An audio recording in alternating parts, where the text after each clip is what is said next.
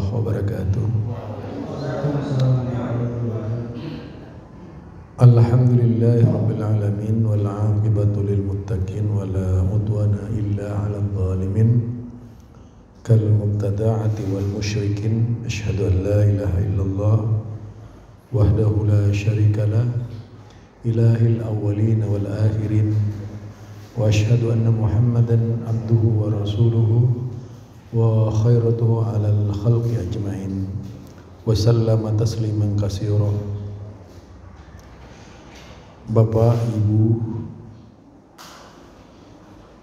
adik-adik yang dimuliakan Allah Subhanahu wa taala. Sebenarnya dari subuh tadi sudah saya keluar rumah. Sebelum subuh jam 3:30 berangkat dari Pondok Gede ke Sakura Regensi 3 perumahan ngisi kuliah subuh. Materi yang dibahas adalah materi hadis arba'in. Memang tiap bulan di sana. Yang kedua juga tiap bulan ngisi. Sesudah itu terus kepimpinan cabang Muhammadiyah Bekasi Timur 1, yaitu di Gedung Dakwah Muhammadiyah Perumnas 3. Baru ke sini. Nah, nanti malam ke Masjid Al-Hidayah. Artinya untuk hari Minggu keempat ini booking gitu ya.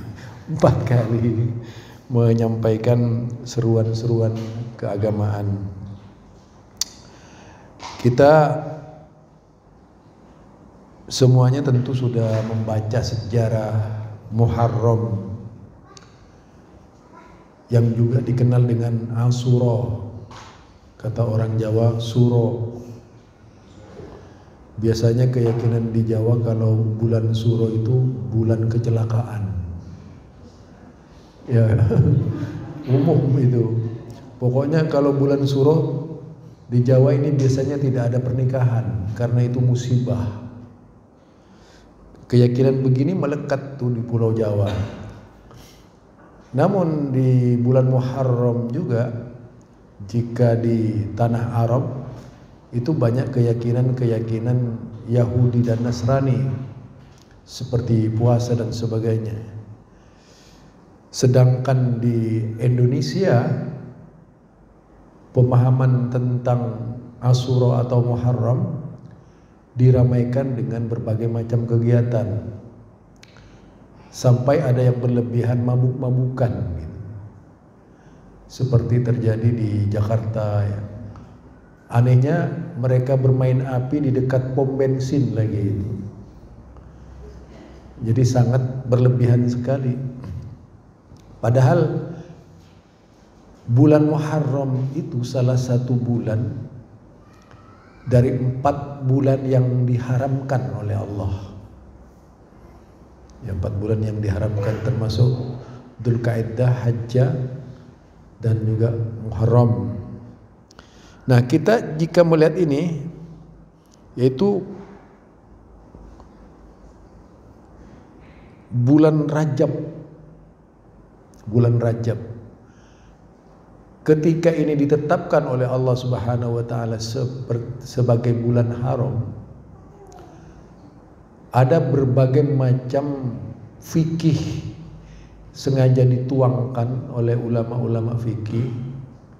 Ada yang berlebihan menafsirkan bulan-bulan tersebut, ada tetap berpijak kepada cara-cara Rasulullah sallallahu alaihi wasallam. Sedangkan penetapan bulan Muharram dan dijadikan sebagai open bulan, yaitu pembukaan bulan dari 1 tahun yang disebut dengan tahun Hijrah, yaitu pada masa Umar bin Khattab. Kita tahu Umar bin Khattab ya. Mungkin cara berpikirnya umat sekarang ini yang meramaikan Muharram berpikir seolah-olah terjadi di zaman Umar, padahal Umar hanya mendeklarasikan kalau umat Islam itu harus punya almanak hijriyah, harus punya hitungan hijriyah,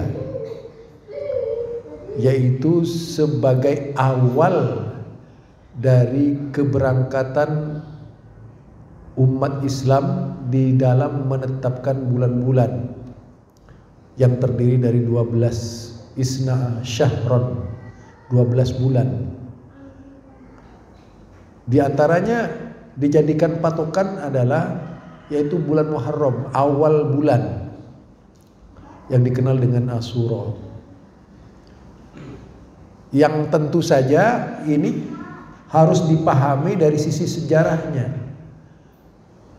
Maksudnya agar umat Islam tidak melupakan bahwa di antara bulan-bulan yang ditetapkan oleh Allah Subhanahu wa taala ada bulan yang diharamkan, artinya disucikan sebagai bulan suci dan tak biasa diamalkan di bulan-bulan itu, melainkan ketetapan-ketetapan yang sudah ditetapkan oleh Allah dan Rasulnya. Di sini disebutkan oleh Syekh Dr. Nahar Al-Atibi, Ahkamus Syahrillahil Muharram, yaitu hukumnya bulan Allah Al-Muharram. Jadi ahkam yaitu hukum-hukum Syahrillahil Muharram, hukum-hukum di bulan Muharram, yaitu bulannya Allah. Disebutkan Syahrullahil Muharram huwa awwalu syahrin minal ashuril hijriyah. Dikatakan bahwasanya bulan Allah Al-Muharram itu menjadi awal bulan dari bulan-bulan yang terdapat di dalam tahun Hijriyah, menjadi awal, menjadi pintu masuk ke bulan-bulan lainnya. Nah, dikisahkan di bulan Muharram itulah berbagai macam peristiwa dan kejadian yang tentu saja sebenarnya tidak terkait dengan hal itu. Walaupun kemudian Allah menetapkan bulan Muharram itu menjadi salah satu bulan istimewa. Salah satu bulan istimewa. Kemudian dikatakan wa ahadul arba'atil ashhuril haram, dan termasuk salah satu bulan dari 4 bulan yang diharamkan oleh Allah, yang disucikan oleh Allah. Wa qad bayyana lana nabiyyuna sallallahu alaihi wasallam ahkam hadzal syahril waridata fi kitabillah ta'ala au fi sunnatil mutahharah. Jadi Rasulullah sallallahu alaihi wasallam menerangkan kepada kami yaitu hukum-hukum yang terdapat di bulan Muharram ini. Di bulan Muharram ini al-waridata fi kitabillahi ta'ala, sebagaimana yang disebutkan oleh Allah Subhanahu wa taala di dalam kitabnya, au fi sunnatil mutahhara, atau yang terdapat di dalam sunnah nabinya. Jadi pembicaraan saya ini lebih fokus kepada persoalan makna Muharram didasarkan kepada ketentuan Quran, didasarkan kepada tentuan yang lain-lainnya. Walaupun juga banyak penyelewengan di bulan Muharram. Tadi seperti di Jember misalnya ada tradisi yang biasa diramaikan setiap bulan Muharram atau Suro, yaitu gong Mbah Prada. Biasanya yang terlibat ini ribuan, puluhan ribu umat Islam mengagungkan gong diagungkan, ya gong dong gitu, iya dong es dong. Lah itu jadi kebiasaan di Blitar. Blitar, Jawa Timur ya. Karena saya juga pernah ke sana dulu. Nah, kemudian di Solo biasanya diramaikan dengan Kiai Keramat, Kiai Slamet itu, alias Kerbau. Itu di Solo. Umat Islam sepertinya kehilangan kendali. Entah ada pada posisi mana sebenarnya umat Islam. Mereka berpendapat, sebelum saya terangkan lebih jauh ini, ya, mereka itu berpendapat bahwa seperti rutinitas yang dilakukan oleh kelompok-kelompok yang meramaikan atau memperingati lahirnya 1 Hijriah, menganggap mereka itu ini adalah syiar dakwah. Lah, kalau kita kritisi secara tajam, Rasulullah berdakwah itu tidak pakai syiar bulan, memperingati bulan. Nggak pernah itu. Tapi yang dilakukan oleh Rasulullah itu adalah dakwah. Keberanian menyampaikan yang hak kepada umat. Keteladanan dan kepribadian yang ditampilkan oleh Rasulullah. Agar umat tertarik untuk bisa memeluk agama Islam ketika itu. Jadi bukan meramaikan, bukan mengadakan ihtifal, perayaan, yaitu ihtifal lisyahril muharram namanya. Akhirnya banyaklah yang terlibat, bahkan menjadi salah satu parameter hari santri ya. Hari santri.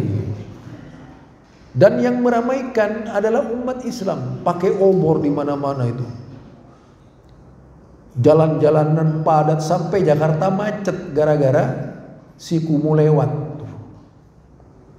Ya macetnya tadi, ada acara yang dianggap sakral, bisa memperluas langkah-langkah Islam. Kritik kita sekarang dengan Syahrul Haram itu, Syahrul Muharram, yang sengaja diada-adakan dalam bentuk ihtifal, perayaan.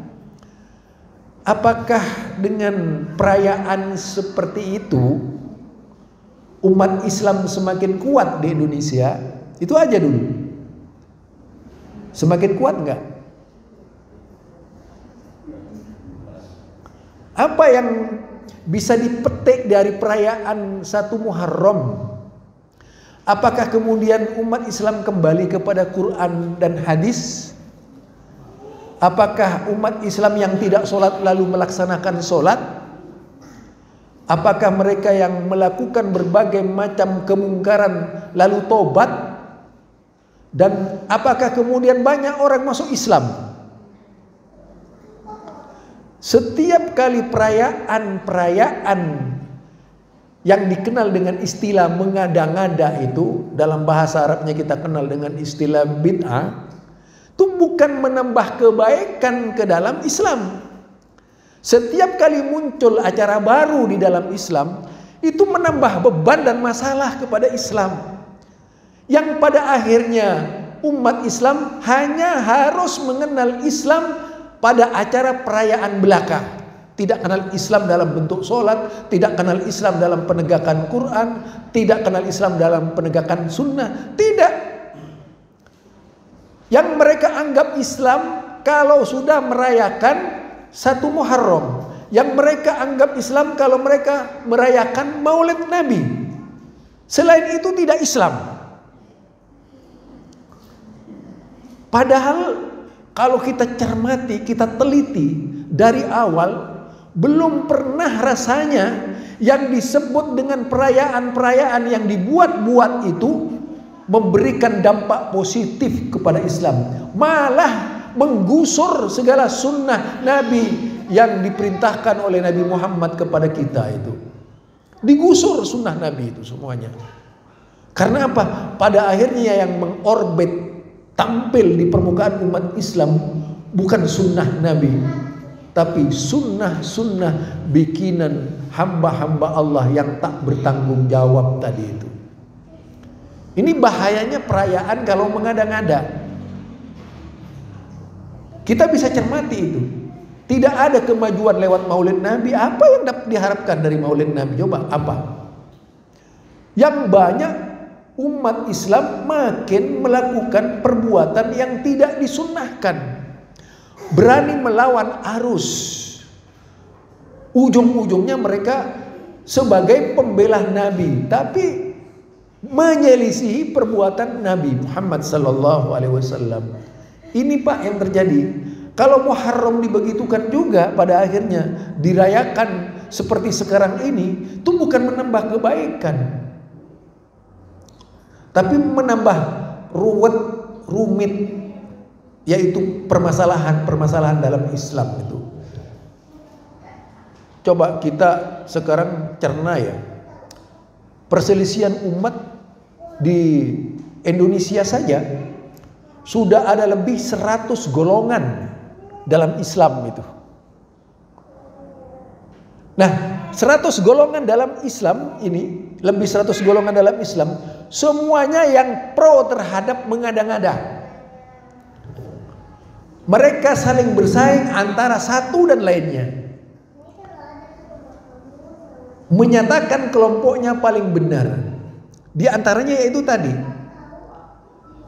paham-paham seperti mengadakan toriko saja itu sampai 700 Pak. Toriko, bayangkan dari pecahan yang 100 itu ada pecahan toriko sampai 700 golongan. Coba kira-kira Islam yang benar itu seperti apa?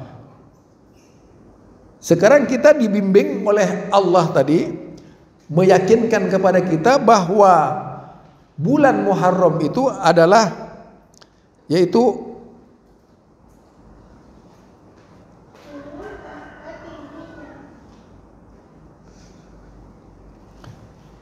apa dikatakan tadi itu, wa min ahammi hadhil ahkam mayali. Jadi diantaranya ini ingin menerangkan tentang pentingnya hukum kedudukan dari Muharram itu sendiri. Awalan, yang pertama, fadlus syahrillahil Muharram, keutamaan terkait dengan bulan Muharram, keutamaan. Nah ini yang semestinya kita ingin tahu gitu, bukan perayaan-perayaan seperti yang disebutkan tadi yang menjadi malapetaka terhadap Islam. Kita tidak akan pernah memandang baik itu Pak, karena terbukti sangat merusak. Contohnya dulu di Syiah Fatimiyun di Mesir, yaitu kerajaan Abadiyun ya, di Fatimiyun Mesir ketika itu, yang pertama kali sebagai munculnya Maulid Nabi itu berangkat dari seorang raja dari kerajaan Fatimiyun yang setengah majusi. Salah satu ajarannya yaitu merayakan Maulid Nabi, merayakan yaitu lahirnya Fatimah, Maulid Fatimah, merayakan Maulid Hasan, merayakan Maulid Husain, merayakan yaitu Maulid Zainal Abidin, sampai keturunannya 12 imam. Itu awalnya Maulid, jadi banyak sekali. Pada akhirnya umat Islam di belakangnya yang tidak kuat imannya dan juga karena banyak berharap jabatan, membiarkan pengaruhnya terhadap Islam, sehingga tidak sedikit umat Islam sampai sekarang mempertahankan perayaan seperti itu tanpa menghasilkan solusi terbaik. Nah itu. Nah di sini kita lihat Syahrul Muharram huwa min suhuril hurum. Jadi bulan Muharram itu yaitu di antara bulan-bulan haram allati addamaha Allah taala wa dzakaraha fi kitabih, yaitu yang Allah agungkan dan Allah sebutkan di dalam kitabnya. Jadi bulan-bulan salah satu bulan Muharram itu adalah salah satu bulan yang diangkat oleh Allah Subhanahu wa taala. langsung, yaitu terdapat di dalam Al-Quran. Faqala subhanahu wa ta'ala, inna iddatas suhuri indallah isna asyara syahron fi kitabillah. Kalau kita lihat, sesungguhnya hitungan bulan indallah di sisi Allah itu isna asyara syahron, yaitu 12 bulan fi kitabillah, di dalam kitab Allah.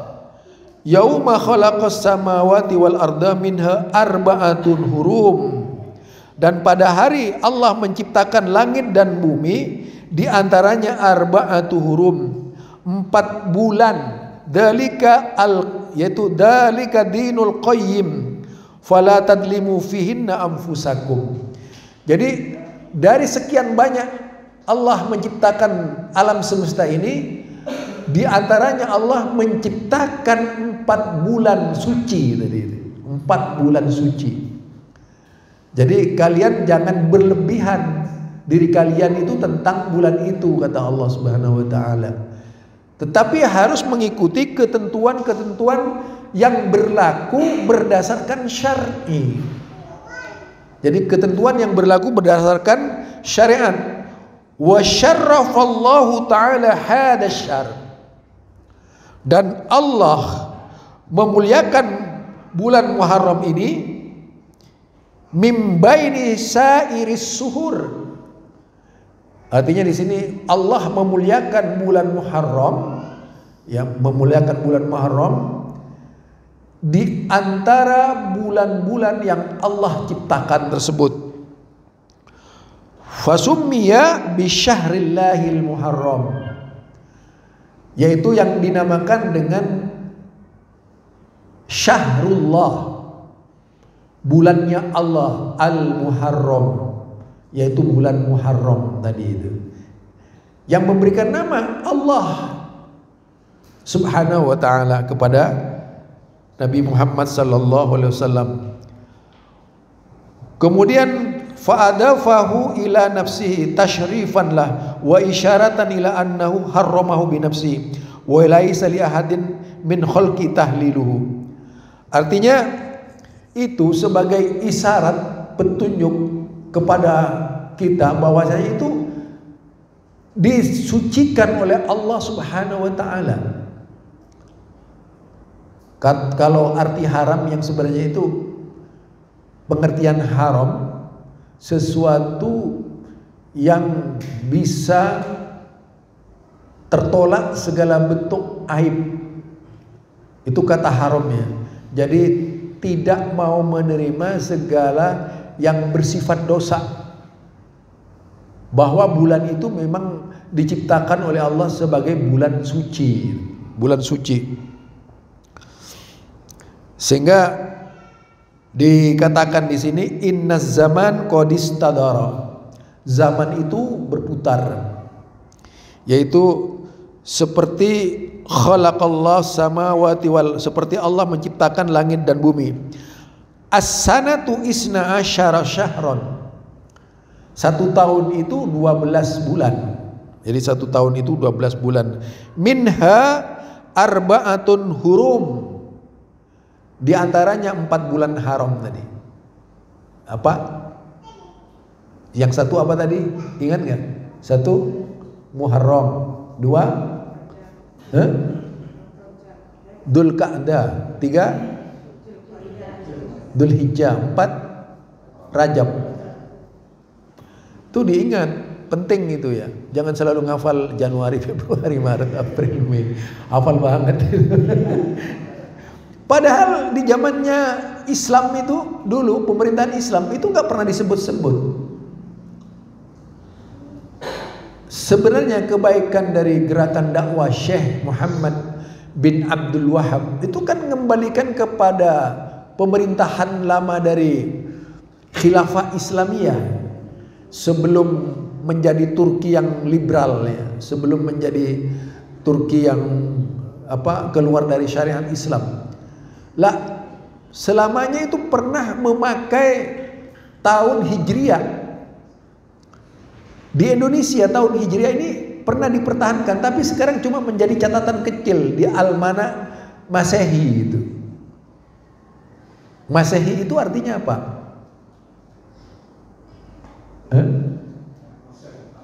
Masehi. Apa itu artinya?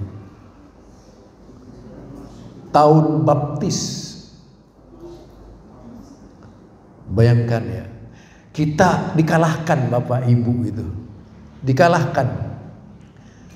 Kalau Hijriah jelas dikaitkan dengan hijrahnya Rasulullah Sallallahu Alaihi Wasallam ke Madinah, perjalanan sejarah.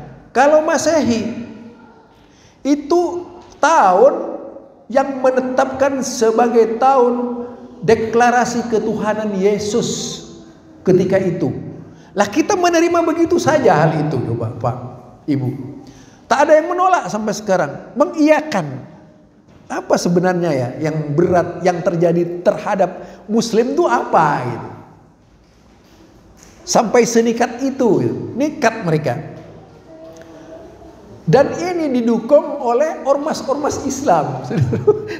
Seluruh Indonesia itu mendukung. Harusnya mempertahankan yaitu eksistensi Hijriah dengan lebih mengutamakan Hijriah.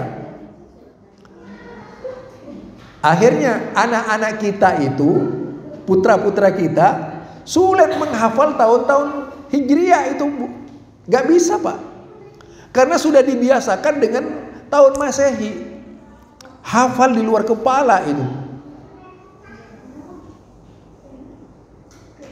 Sehingga kalau misalnya hari Jumat, hari raya itu bukan yang dibesarkan, bukan yang kecil itu, tapi yang dibesarkan Masehinya. Hari raya tanggal 17 Agustus misalnya. Coba.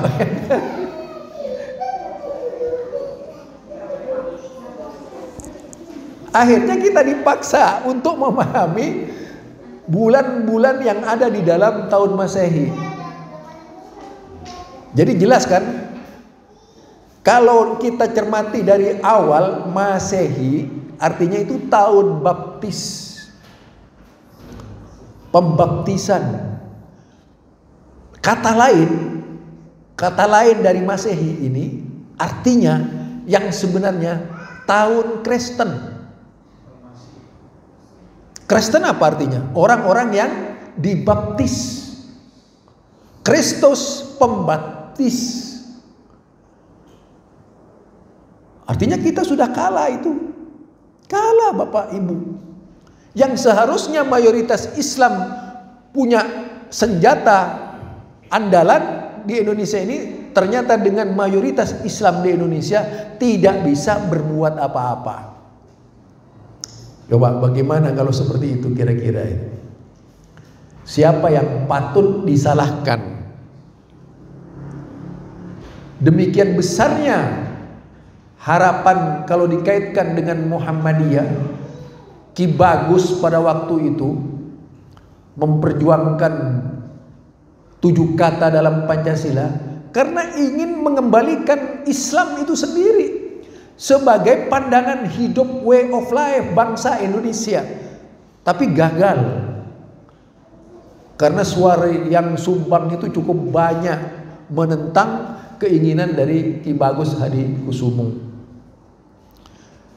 Jadi perjalanan tahun saja kalau kita lihat itu pengaruhnya besar, sehingga apapun diminit untuk kepentingan mereka, tidak lagi menurut kepentingan Islam. Kegiatan Islam apapun ada protokoler yang ditetapkan oleh pemerintah harus melalui hari-hari yang terdapat di dalam tahun Masehi, bukan hari-hari yang terdapat dalam tahun Hijriah, bukan. Inilah yang akhirnya bermotif politik. Dalam hal ini saja sudah kalah umat Islam. Lalu bagaimana memperjuangkan yang lainnya kalau sudah dalam hal menetapkan bulan saja tidak bisa diperjuangkan? Jika kita lihat lebih panjang lagi, dampaknya sampai sekarang itu terasa. Orang yang berpikir praktis Islami, orang yang berpikir praktis Islami pasti akan disudutkan mereka sebagai pengagum atau pendukung yaitu pola identitas. Kalau di dalam dunia kepolitikan disebut dengan partai identitas. Maunya mereka mau bilang Islam nggak tega, lalu pakai istilah identitas. Sampai ke sana persoalannya. Tadi saya sempat ditanya itu di Sakura Regency, Ustadz, sebenarnya bagaimana sih Islam di Indonesia ini? Boleh nggak kita berbicara politik di masjid? Kira-kira boleh nggak Pak? Boleh. Kenapa dikatakan boleh? Kuat, alasannya kuat sekali. Di zaman Rasulullah Sallallahu Alaihi Wasallam, strategi perang saja diselesaikan di masjid. Mengangkat amir utusan saja itu di masjid. Sekarang ada usaha agar umat Islam tidak pulang ke masjid gitu. Itu akibat dari Masehi banyak. Karena Masehi itu menjadi limit Pak. Limit. Seandainya Hijriah yang menjadi limit terhadap bernegara ini, pasti pandangan-pandangan sampai kelak itu yang dipakai Islam. Islam boleh semarak, tapi cukup dalam persoalan seni dan budaya saja. Cukup itu aja. Tidak boleh terlalu jauh sampai masuk ke ranah politik dan sebagainya. Ekonomi juga dibatasi Pak. Karena ekonomi itu sumber kekuatan Islam juga. Kalau diterapkan sistem hukum Islam dalam bidang ekonomi dan politik, tidak akan yang menang, tidak ada yang menang dari mereka itu. Itulah sebabnya diusahakan agar umat Islam tidak berpikir kepada persoalan politik dan persoalan ekonomi. Akses kita untuk bisa meraih kemenangan yang sudah ada dahulu kala dicontohkan oleh baginda Rasulullah Sallallahu Alaihi Wasallam tidak akan pernah sampai ke sana. Lalu dari sisi dakwah, umat Islam hanya boleh menyampaikan dakwah sesuai dengan ketentuan-ketentuan yang ditetapkan. Saya ini Pak mengikuti sertifikasi ulama. Tahu nggak ingin ceritain? Saya dapat sertifikasi Pak, sudah disertifikasi. Tapi kalau ditanya pertanyaannya sama sekali tidak menyangkut yaitu keinginan bagaimana supaya Islam marak, tapi kepatuhan kepada undang-undang yang diciptakan oleh mereka. Baru dinyatakan lulus menjadi seorang dai MUI. Di sini saja sudah kacau balau kita. Bagaimana yang seharusnya tadi memayungi umat Islam MUI akhirnya juga menjadi yaitu tadi centeng dari kekuasaan. Benar Pak, saya protes begitu. Saya pernah dimarahi oleh orang MUI itu karena sikap saya. Artinya kita tidak boleh melebihi cara-cara yang diatur oleh mereka. Jangan mencoba-coba vokal ya. Dalam artian menyampaikan ketegasan umat Islam yang seperti itu langsung akan dihabisi. Ini akibat dari tadi Masehi. Coba lagi Bapak, kasus yang sekarang ramai apa? Az-Zaitun. Itu ramai banget itu kan, Az-Zaitun itu. Tahu sudah, pemerintah tahu itu sesat. Udah lama itu. Tapi dipelihara. Ada apa sebenarnya itu? Majelis ulama tidak ada artinya Pak. Tidak ada artinya majelis ulama. Iya. Walaupun terdiri dari orang-orang hebat. Karena di belakang Az-Zaitun sebuah kekuatan. Mau bicara apa silahkan, Anda mau maki-maki Islam silahkan, tapi jangan agama kami dicaci maki. Lah itu misi Pak, misi kuat itu, berubah pandangan Islam di Indonesia, mengagung-agungkan agama lain dan merendahkan agama sendiri. Ini kan lucu gitu. Lucu banget gitu. Dan tidak ada seorang pun yang berani.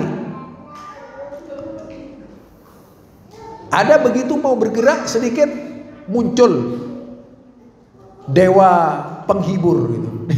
Muncul dewa penghibur. Nih duit, diam Pak. Jadi jangan main-main itu dengan Az-Zaitun itu, rencananya besar, panjang.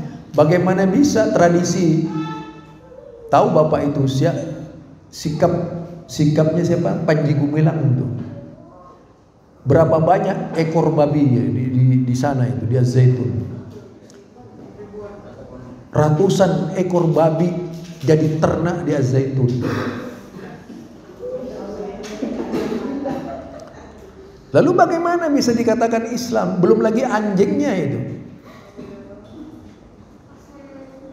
Dari sini saja nyata sekali bahwa ini adalah apa? Implementasi dari Masehi tadi. Masehi lagi. Jadi maknanya memperjuangkan Hijriah sebagai tahun pandangan bagi umat Islam harus bisa merubah segala-galanya itu. Harus bisa merubah segala-galanya. Aktualisasi Quran selama ini. Coba berapa persen umat Islam yang suka mengaji? Gak usah jauh-jauh lah, Bekasi dengan Jakarta aja, berapa persen kira-kira yang suka mengaji?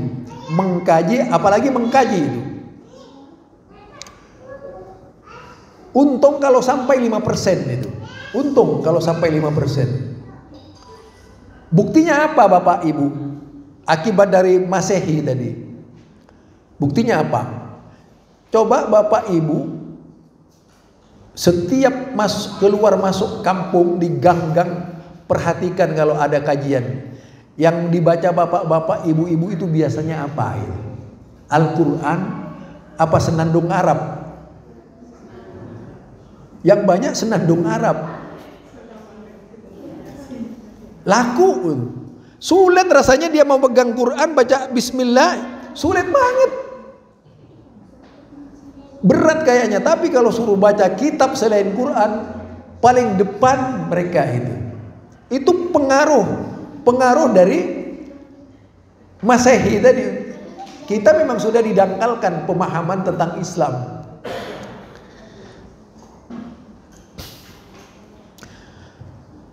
Nah,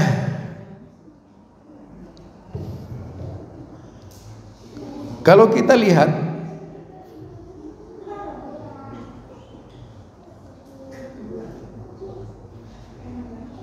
yang pertama disebut di sini, saya mengumpulkan banyak hadis berkaitan dengan Muharram. Itu mukaddimahnya sudah selesai tadi, walaupun sedikit panjang.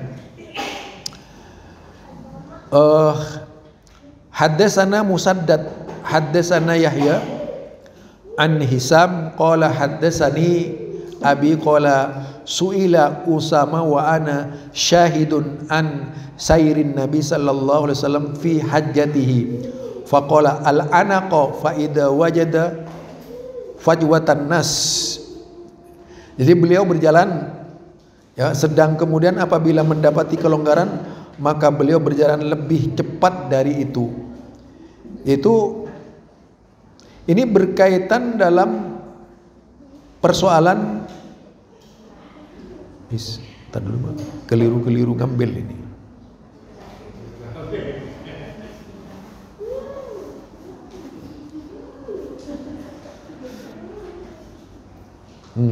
Ya.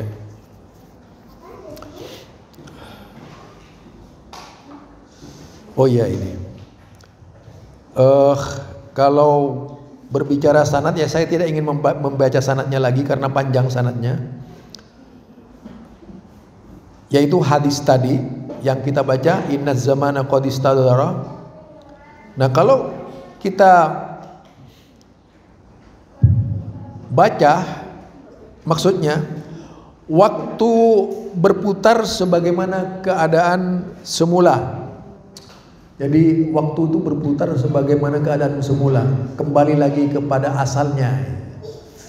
Demikian juga keberadaan hidup manusia seperti itu, Pak, akan kembali kepada asalnya. Sama halnya dengan Islam, itu akan kembali kepada asalnya. Dari asing menjadi asing lagi. Banyak umat Islam tapi tidak ngerti Islam. Itu namanya sudah asing, Islam asing. Kalau orang Madura ditanya, ya, orang Madura ditanya tentang Islam, maka yang dimaksud Islam itu adalah yang dikenal dari tokoh-tokoh mereka. Itu orang Madura, nggak tahu orang sini, ya, orang sini. Kemudian ketika Allah menciptakan langit dan bumi, tahun terdiri dari 12 bulan, 4 diantaranya adalah bulan suci, 3 berurutan yaitu Zulkaidah, Zulhijjah dan Muharram, dan yang keempat adalah Rajab. Mudar dinisbatkan kepada kabilah tersebut, yaitu kabilah Mudar, sebagai bentuk penghormatan. Mudar ini salah satu dari keturunan dari orang tua Rasulullah Sallallahu Alaihi Wasallam. Itu bangsa Mudar yang cukup terkenal dalam hadis. Suku Mudar namanya. Disandarkan yang terletak di antara bulan Jumadil Akhir dan Sa'ban. Itu disebut Rajab. Rajab, ya.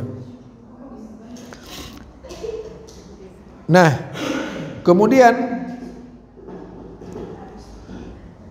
bulan apakah sekarang? Allah dan Rasulnya lebih tahu. Ketika Rasulullah bertanya kepada umatnya ketika itu, mendengar jawaban tersebut, Nabi Sallallahu Alaihi Wasallam terdiam. Saya langsung bahasa Indonesianya aja baca, Pak, biar tidak lama-lama, ya. Sehingga kami sempat berpikir bahwa beliau akan memberinya nama lain. Lalu Nabi menegaskan pertanyaan, bukankah sekarang bulan Dzulhijjah? Kami menjawab iya. Kemudian Nabi kembali bertanya, kota apa ini? Kami menjawab, Allah Rasulnya lebih tahu. Mendengar hal itu Nabi terdiam, sehingga kami sempat berpikir bahwa beliau akan memberinya nama lain. Lalu Nabi kembali menegaskan, bukankah ini kota Mekah? Kami menjawab iya. Kemudian bertanya kembali, hari apakah ini? Kami menjawab, Allah dan Rasulnya yang lebih tahu. Lantas mereka terdiam, sehingga kami sempat berpikir bahwa beliau akan memberinya nama lain. Lalu menegaskan pertanyaannya, bukankah hari ini adalah hari raya kurban? Itu jadi di sini berkaitan dengan Dzulhijjah, yaitu hari termasuk pada bulan-bulan yang diharamkan oleh Allah Subhanahu wa taala. Ini riwayat cukup panjang, Pak. Kalau kita lihat di dalam kitab Imam Bukhari didukung oleh sekian banyak hadis dari Imam Bukhari 5124, Bukhari 55 yang memberikan penjelasan bahwa bulan yang 4 itu adalah bulan yang ditetapkan menjadi keutamaan bagi umat Islam. Bulan Rajab misalnya, ada kebiasaan-kebiasaan yang disunnahkan, tapi ada juga kebiasaan-kebiasaan yang bentuknya pelanggaran, yaitu seperti perbuatan-perbuatan bid'ah, perbuatan-perbuatan yang tidak disyariatkan oleh Allah dan Rasulnya. Itu cukup banyak yang melakukannya, Pak. Kemudian disebutkan yaitu keutamaan bulan Muharram.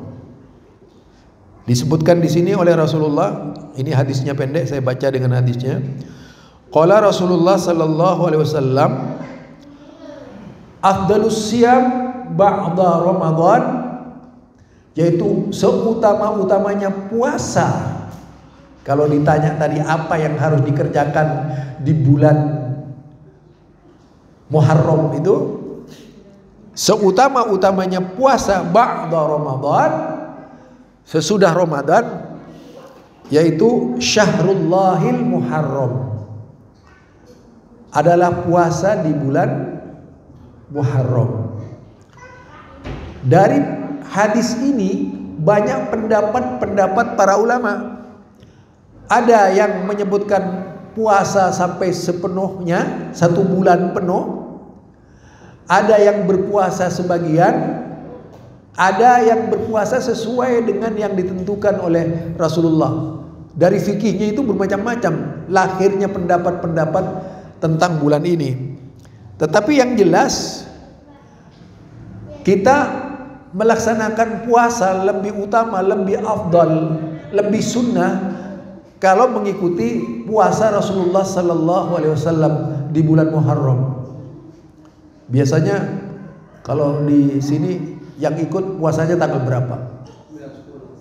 Jangan 9 aja, 1 kali 9 saja, bukan 10. Kalau 10 itu tidak pernah dikerjakan Nabi malah.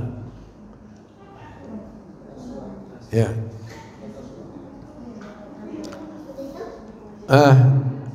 Ini yang dari sisi keutamaan ya, keutamaan Muharram.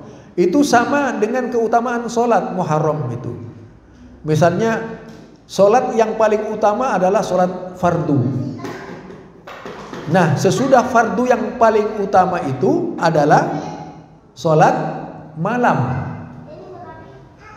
Sholat malam. Nabi selama hidupnya tidak pernah meninggalkan sholat malam, kecuali dalam perjalanan. Dalam perjalanan pun ada sholat malam yang tak pernah ditinggal, walaupun harus sholat di kendaraannya, yaitu sholat witir. Tak pernah sama sekali ditinggal, walaupun dalam keadaan sakit.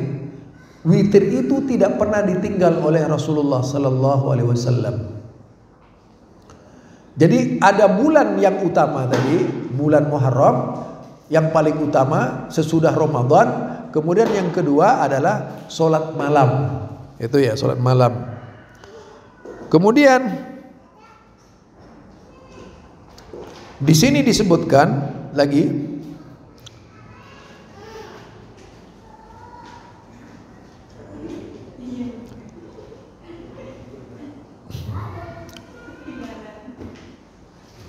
Rasulullah berpuasa pada hari Asyura. Beliau juga memerintahkan para sahabatnya untuk berpuasa. Lantas mereka berkata, wahai Rasulullah, itu kan hari yang sangat diagungkan oleh kaum Yahudi dan Nasrani. Jadi awalnya begitu Rasulullah. Tapi kemudian Rasulullah bersabda, pada tahun depan insya Allah kita tambahkan puasa, tahun depan insya Allah kita tambahkan puasa pada hari ke-9. Jadi ini Pak, kalau mau menjadi pilihan kita, yaitu puasa. Kalau sebelum dan sesudahnya itu tidak ada. Setelah Rasulullah ingin berpuasa yang seperti itu, kemudian Rasulullah meninggal, tak sempat melaksanakan puasa yang dijanjikan tersebut. Tetapi hadisnya kan berlaku sampai sekarang, tidak berubah. Itu keutamaan-keutamaan yang disunnahkan oleh Rasulullah Sallallahu Alaihi Wasallam. Kemudian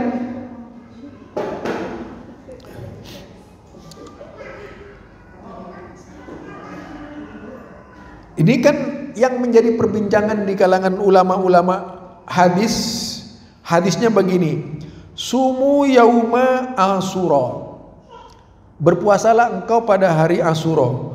Wa khalifu fihil yahuda, sumu qablahu yauman au ba'dahu yauman. Nah, jadi kita disuruh menyelisihi, tapi di satu sisi tadi kita disuruh puasa tanggal 9. Yang tanggal 10 itu adalah puasa yang biasa dilakukan oleh Yahudi dan Nasara. Jika diperhatikan dari hadis-hadisnya tadi. Nah, disinilah kemudian muncul ikhtilaf di kalangan ulama-ulama fikih. Ada yang menggunakan nalar fikih sebelum terjadi yaitu pembatalan terhadap hukum yang pertama dari Rasulullah Sallallahu Alaihi Wasallam dengan hadis ini, gitu, dengan hadis ini. Sedangkan Rasulullah mengerjakan kemudian ditentang oleh para sahabat, yaitu ketika melaksanakan tanggal 10 tadi. Nah, sekarang diperintahkan kita tambah sehari kalau perlu, yaitu agar tidak sama persisnya dengan yang dilaksanakan oleh kaum Yahudi dan Nasrani. Itu Pak, catatan penting. Sedangkan ritual selain itu tidak ada. Apapun jenis kebiasaan-kebiasaan selain dari sunnah-sunnah yang ditetapkan oleh Rasulullah, tidak ada lagi amalan yang dianggap afdal. Tidak ada sholat Asyura, walaupun disemarakkan oleh kelompok-kelompok ahlul bid'ah ya. Ada kitab namanya Kitab Darratun Nasihin.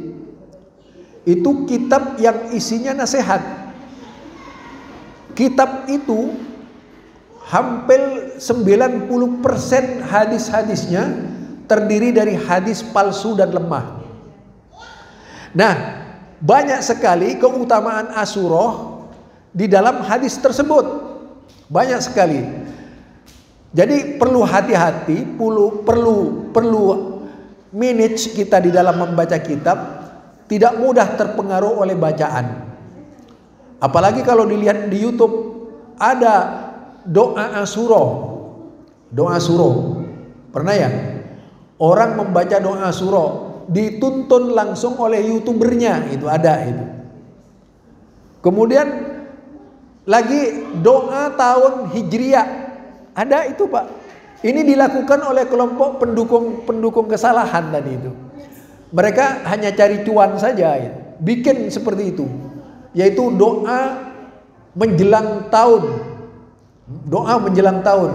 Kemudian ada doa hari-hari Asyura. Dibuat lagi itu doa. Begitu banyak itu. Bahkan yang aneh, dari sebagian umat Islam membuat daftar doa. Doa hari Senin, doa hari Selasa, doa hari Rabu, doa hari Kamis, doa hari Jumat. Ini semua perbuatan tercela. Ustadz, kan tidak salah berdoa. Kalau doa sudah ditetapkan bukan saja tidak bersalah, tapi sudah menjauhi cara-cara Rasulullah yang benar.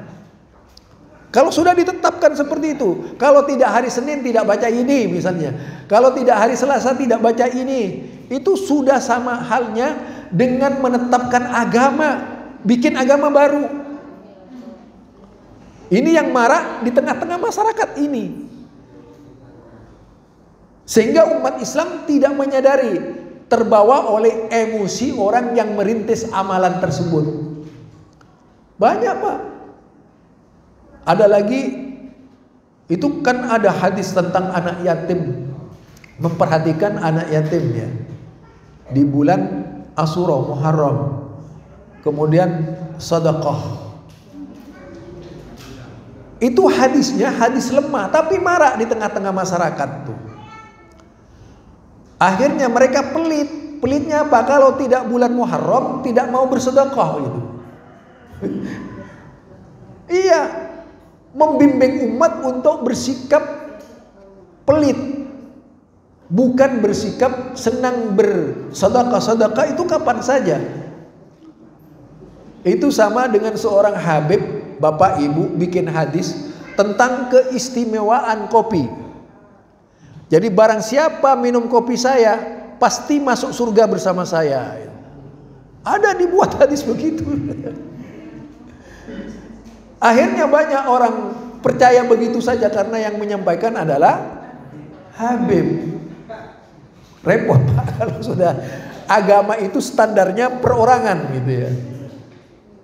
Agama kita itu kan kembali kepada Allah. Coba sekarang saya tanya Pak, Allah, Rasulnya, dan kiai itu lebih berharga siapa? Hah? Enggak, saya tanya yang berhubungan dengan masyarakat sekarang. Allah, Rasul, kiai, lebih berharga siapa? Kiai. Coba Bapak hina kiai, langsung masuk penjara. Tapi kalau Bapak menghina Allah, enggak, masih belum. Ini Pak, umat sekarang seperti itu. Penghayatan terhadap Islam terlalu rendah. Yang sepatutnya, sayogianya seorang muslim li'ila kalimatillah, meninggikan agama Allah, justru merendahkan agama Allah.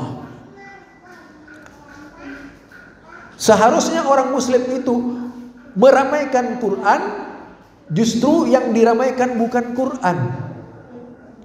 Coba sebelum sholat yang dibaca apa? Macam nyanyian itu. Sebelum adzan ada nyanyian, diiringi itu semua. Rasanya kalau tidak berbuat bid'ah sekali saja mereka tidak kenyang gitu. Dan akibat dari ketidakpahaman agama, kita tahu mayoritas masyarakat sahabat Rasulullah hidup di tengah-tengah Rasulullah hidup. Mereka itu hidup bersama Rasulullah. Pernah nggak sahabat kemudian berlebihan di dalam memuji Rasulullah? Pernah nggak seperti umat-umat sekarang ini? Nggak ada semuanya itu. Padahal sahabat tuh paling dekat dengan Rasulullah. Sahabat banyak yang dijamin masuk surga. Tapi kita belum pernah melihat seorang sahabat pun ketika itu yang berlebihan terhadap Nabi Muhammad sallallahu alaihi wasallam. Ini macam-macam selawat saja kalau kita baca, ini akibat Pak, akibat dari menghalalkan tadi, yaitu ihtifal ya, li syahril haram, yaitu perayaan hari-hari haram, tahun-tahun haram atau bulan-bulan haram. Karena menghalalkan itu akhirnya menghalalkan segala ciptaan mereka. Lebih mulia dari ibadah yang diciptakan, yang diberikan oleh Rasulullah, yang diajarkan oleh Rasulullah. Coba sekarang baca solawat. Lebih mulia mana solawatnya Nabi dengan solawat yang dibuat oleh mereka itu? Lebih mulia mana coba? Solawat mereka laku laris Pak. Walaupun harus mengeluarkan uang ratusan juta demi solawat, mau saja gitu. Tapi suruh membaca solawat yang dari Nabi, rasanya mereka itu pelit banget gitu. Nggak mau, kecuali dicampur-campur. Hah? Lah iya itu. Itu masalahnya sekarang. Jadi wajah Islam kita ini sudah penuh dengan kekotoran. Wajah Islam dikotori oleh mereka. Lalu dikatakan tidak bersatu kita itu. Akhirnya kita yang dikatakan tidak bersatu karena tidak sepaham dengan mereka. Saya ini kan YouTuber Pak. Kalau Bapak lihat itu, ketika membicarakan sesuatu, saya mengangkat sesuatu di situ, pasti yang marah itu kiai-kiai ke saya itu. Yang nanggapi kiai-kiai. Wah, ada macam-macam lah. Sampai kepala saya pun jadi alasan. Ya, itu persoalan yang dihadapi oleh kita. Kalau kita kembalikan kepada masa Buya Hamka, Buya Hamka ini membedakan antara ikhtilaful ummah, perbedaan umat dengan bid'ah. Kalau masuk dalam kategori bid'ah, itu tidak masuk dalam perkara ikhtilaf. Itu diyakini dulu. Setiap yang terkategori bid'ah atau mengada-ngada ibadah yang diada-adakan, itu tidak termasuk kepada perkara ikhtilaf. Untuk itu Buya Hamka menyerang habis-habisan kelompok tersebut. Coba saya tanya, ada nggak ceritanya Buya Hamka memperingati Maulid Nabi? Nggak ada Pak. Walaupun menjadi ketua MUI, belum pernah Buya Hamka itu merayakan Maulid Nabi. Saya itu punya buku 222 buku Buya Hamka. Tidak satu pun dari buku itu yang menghalalkan perbuatan bid'ah. Bukunya Buya Hamka itu, perpustakaan khusus. Insya Allah saya lebih tahu Buya Hamka. Makanya kalau ada orang berbicara Buya Hamka, langsung saya tanggapi. Ini Pak, masalah yang muncul. Baru kemarin juga sampai mendapatkan paket kitab dari Kuwait. Saya dipanggil ke kedutaan Kuwait itu, karena saya seorang YouTuber yang sudah dikenal juga di Kuwait rupanya. Itu dikasih 2 paket kitab Pak. Maktabah, Al-Maktabah, pustaka. Isinya lumayan banyak, sampai 50 kitab satu paket itu. Ya tujuannya agar saya bisa menjadi corong kebenaran, benar-benar. Tujuannya itu. Nah, berangkat dari sana Pak, tinggal kita menilai mana ajaran yang benar dan mana ajaran yang salah. Seperti apa cara kita mendudukkan barang yang benar dan yang salah itu? Apakah tetap dengan kebiasaan kita yang lama, ataukah kita berusaha menjadi pengamal Islam yang sebenar-benarnya?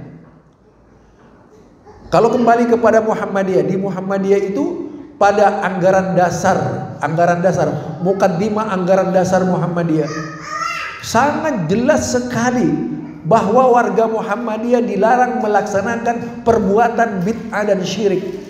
Ini kan tidak pernah dibuka oleh kita ya. Mukaddimah anggaran dasar Muhammadiyah yang lahir pada masa atau zamannya Kiai Haji Mas Mansur, yang dilanjutkan pada zamannya Sultan Mansur dan juga Ki Bagus. Itu menghasilkan statement seperti itu, agar umat Islam tidak melakukan perbuatan syirik dan bid'ah. Tegas sekali di situ. Kalau kemudian mengalami distorsi dari kepemimpinan Muhammadiyah, kurang memperhatikan hal-hal itu bisa berakibat fatal memang terhadap pemahaman Muhammadiyah. Karena setiap 4 tahun sekali ada perubahan kepemimpinan. Nah, kalau kepemimpinan di Muhammadiyah ini lahir dari orang yang memiliki pengetahuan Islam, dijamin akan lebih banyak membicarakan pemahaman yang terkait dengan Islam. Contohnya misalnya seperti Kiai Haji Ahmad Dahlan, seperti Kiai Haji Mas Mansur. Itu jelas sekali arah pemikirannya kemana, jelas sekali. Hingga pada akhirnya yang terakhir kita mendengar tokoh namanya A.R. Fakhrudin. Itu jelas sekali pembawaannya. Bagaimana kita memperjuangkan itu Pak? Sementara sekarang terjadi distorsi. Tapi ini nggak penting saya bicarakan. Ini pembicaraan khusus sajalah. Artinya kita itu sebagai warga Muhammadiyah harus memperjuangkan secara utuh sunnah-sunnah Rasulullah Sallallahu Alaihi Wasallam. Jadi tidak terpengaruh oleh pemahaman-pemahaman yang di luar. Karena memang ada dari warga kita yang mudah terpengaruh oleh paham dari luar. Demi persatuan katanya. Padahal mereka tidak pernah bersatu dengan kita itu. Iya nggak pernah bersatu Pak. Lah coba kita disuruh toleransi, tapi mereka tidak mau toleransi kepada kita itu.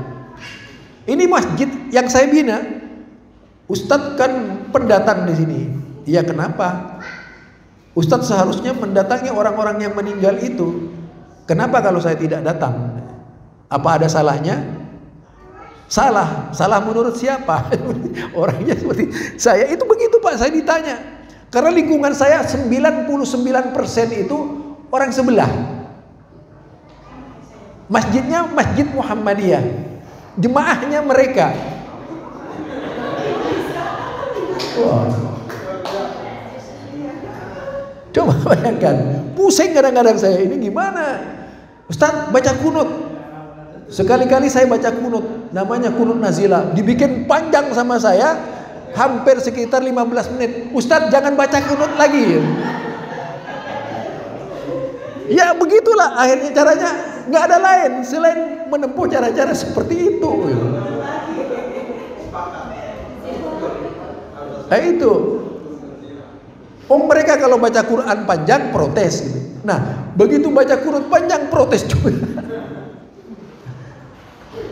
Itu. Jadi langkah-langkah kita di sana di Pondok Gede ini betul, silakan Bapak Ibu berkunjung ke sana. Tidak satu pun orang Muhammadiyah kecuali saya di situ. Makanya 99% mereka. Jadi kita berhadapan dengan mereka. Sampai pada akhirnya berbagai macam isu. Sempat terakhir itu RT-nya terlibat untuk menunjukkan eksistensi mereka. RT-nya dilibatkan juga itu. Dilibatkan supaya Muhammadiyah tergusur dari sana. Bilang kafir, direkam sama saya langsung. Muhammadiyah itu kafir, Muhammadiyah itu sesat, direkam sama saya. Habis itu didatangi Pak RT. Pak RT mau dilaporkan tidak? Kalau tidak minta maaf Pak RT, saya laporkan. Sampai sekarang yang Pak RT-nya benci sama saya, sudah mulai nggak benci lagi. Itu Bapak Ibu, kita jadi bersikap, kalau kita makin takut, itu ditakut-takuti oleh mereka. Ditakut-takuti. Jadi kita harus berani. Persatuan itu di atas Quran dan As-Sunnah, bukan di atas kesalahan. Kita bisa bersatu. Kita tetap membangun kesatuan, tapi dengan cara-cara sunnah, bukan dengan cara-cara yang salah. Insya Allah kalau demikian bisa sampai ke tujuan itu, penegakan tauhid. Pada akhirnya apa? Itu dari musola asalnya, Pak. Sampai sekarang jadi masjid. Itu perjuangan saya. Mau juga mereka sholat di Masjid Muhammadiyah itu. Itu perjuangan luar biasa. Saya bilang siapa yang mau mengganti saya silahkan, saya mau keluar dari masjid ini. Karena memang yang dihadapi setiap harinya keluhan umat gitu. Ini salah satu langkah yang dilakukan saya di Pondok Gede. Walaupun di kalangan mereka dikenal kontroversi sekali ya. Tapi insya Allah belum ada yang mumpuni menghadapi saya. Kalau ada yang mumpuni saya mundur gitu. Ya mundur juga Pak. Ya kalau ancam-ancaman sudah banyak Pak. Mengancam itu biasa. Ngancam itu biasa ya. Membaikot itu sudah biasa. Itu namanya tantangan dakwah. Kalau soal itu saya sudah biasa di hutan dulu. Saya dulu kan dakwanya di daerah kera itu, Munyit dan sebagainya itu. Di Kalimantan, di mana Irian Jaya, di Maluku, itu dulu saya di situ. Jadi ada modal buat menghadapi orang-orang seperti itu. Intinya kalau ingin mempelajari Islam, kita kembali kepada sumbernya. Untuk memahami Muharram terutama, kembali kepada sejarah yang sebenarnya. Janganlah kemudian meramaikan Muharramnya tapi tidak mengamalkan ajaran yang diamalkan di dalam bulan Muharram. Amalannya juga sesuai dengan sunnah, tidak didasarkan kepada amalan-amalan yang tidak sesuai dengan sunnah Rasulullah Sallallahu Alaihi Wasallam. Bisa nanti didialogkan atau pertanyaan Pak, silakan. Assalamualaikum warahmatullahi wabarakatuh.